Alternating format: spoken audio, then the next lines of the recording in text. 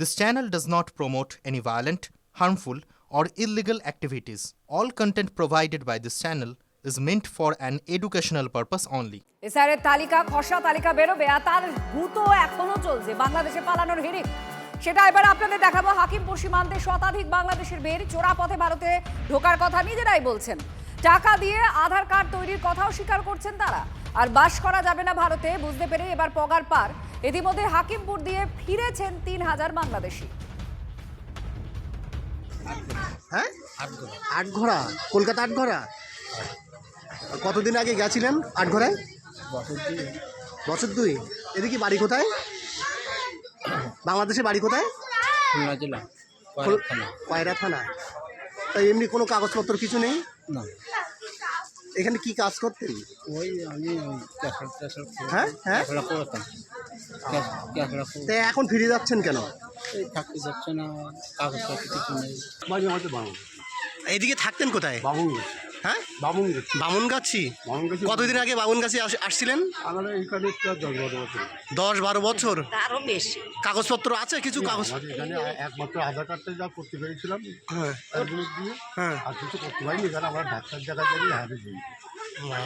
ডাক্তারের হসপিটালের কাগজপত্র সব কিছু দিই। তো কোনো কাগজপত্র তো মানে আধার কার্ড আছে, শুধু আধার কার্ড। আর কিছু নেই। এই আবার ফিরে যাচ্ছেন কেন? এখন ফিরে যাচ্ছেন? আমাদের বয়স হয়ে গেছে আর আমি খাটতেও পারছি না। এমনি শ্বাসকষ্ট বেড়ে গেছে। এই আমরা কি কাজ করতেন এখানে? এখানে আমি আগে একটা রিক্সা চালাতাম, হ্যাঁ। আর একটা দিয়েই বেড়াতে যেতাম। আর এর মধ্যে এক বাংলাদেশিকে গ্রেপ্তার করা হয়েছে, কিন্তু সে কি চর?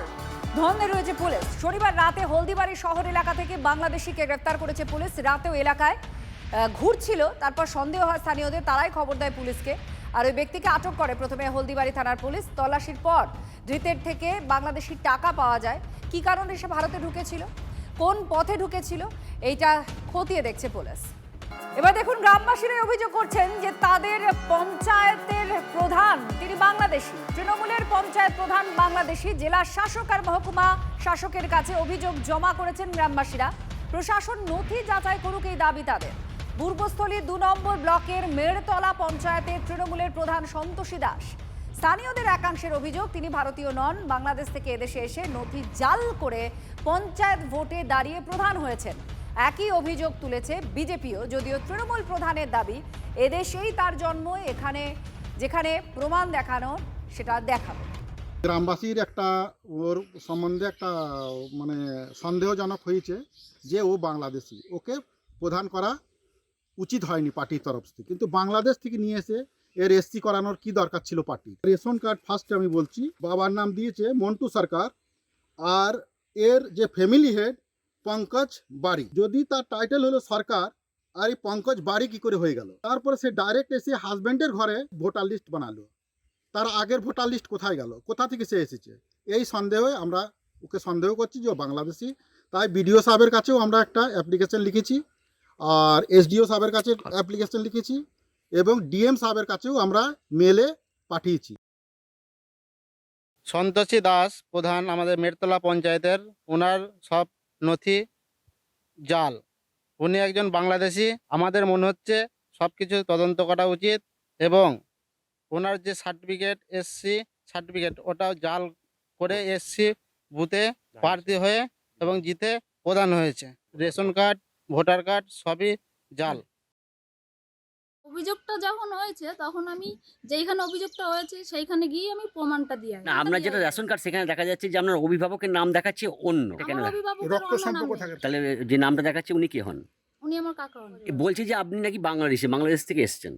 হ্যাঁ, সেটা প্রমাণ করুক, যারা অভিযোগ করেছে তারা প্রমাণ করুক। আমি বাংলাদেশে না, আমার এই দেশে জন্ম।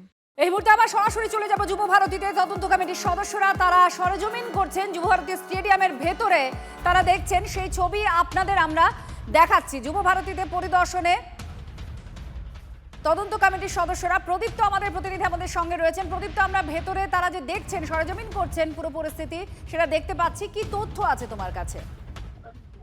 দেখো তারা এই মুহূর্তে গোটা পরিস্থিতি খতিয়ে দেখছেন এবং তারপর তারা রাজ্য সরকারকে এই বিষয়ে রিপোর্ট দেবেন এবং তারা এরপর পুলিশের যে আধিকারিকরা রয়েছেন, বিধাননগর পুলিশ কমিশনার, তার সঙ্গে তারা কথা বলবেন এবং একই সঙ্গে তারা মাঠের প্রতিটি জায়গা তারা পুঙ্খানুপুঙ্খভাবে খতিয়ে দেখছেন যে কিভাবে বিশৃঙ্খলাটা ঘটলো, কিভাবে গোটা বিষয়টা তৈরি হলো।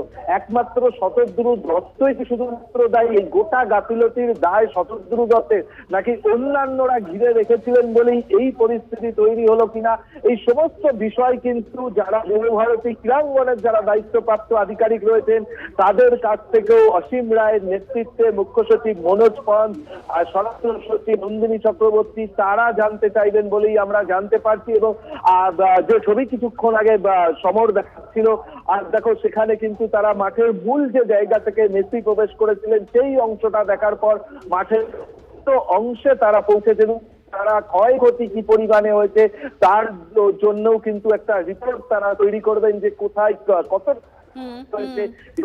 আমরা সেই ছবি দেখছি প্রদীপ্ত, আর আপডেট দিচ্ছে আমাদের প্রতিনিধি প্রদীপ্ত। আপনাদের দেখাচ্ছে একদিকে গতকালের সেই রণক্ষেত্র কিভাবে ভাঙচুর করা হচ্ছে স্টেডিয়ামের ভেতরে, আর বাঁদিকে আপনারা দেখছেন অসীম কুমার রায় অবসরপ্রাপ্ত বিচারপতি, তার নেতৃত্বে গঠিত যে কমিটি, স্বরাষ্ট্র সচিব এবং মুখ্য সচিব তারা ভেতরে দেখছেন।